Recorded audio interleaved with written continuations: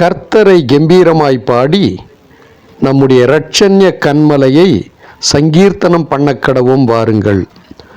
துதித்தலுடனே அவர் சந்நிதிக்கு முன்பாக வந்து சங்கீதங்களால் அவரை ஆர்ப்பரித்து பாடக்கடவோம். நம்மை உண்டாக்கின கர்த்தருக்கு முன்பாக நாம் பணிந்து குனிந்து முழங்கார் படியிடக்கடவோம் வாருங்கள். அவர் நம்முடைய தேவன், நாம் அவர் மேய்ச்சலின் ஜனங்களும் அவர் கைக்குள்ளான ஆடுகளுமாமே. ஆமேன். சங்கீதம் 95 1, 2, 6, 7 ஆகிய வசனங்கள். பிரியமானவர்களே, இந்த நாள் கர்த்தருடைய நாள். 6 நாட்களை தேவன் நமக்காக கொடுத்திருக்கிறார். அந்த 6 நாட்களும் நாம் நம்முடைய வேலைகளை செய்கிறோம். இந்த நாள் பரிசுத்த ஓய்வு நாள் என்று அழைக்கப்படுகிறது.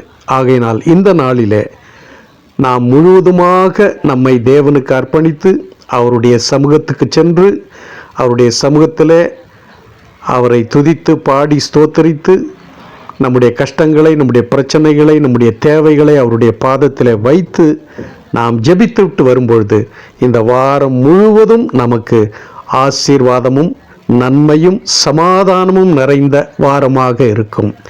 கர்த்தர் உங்களை ஆசீர்வதிப்பாராக.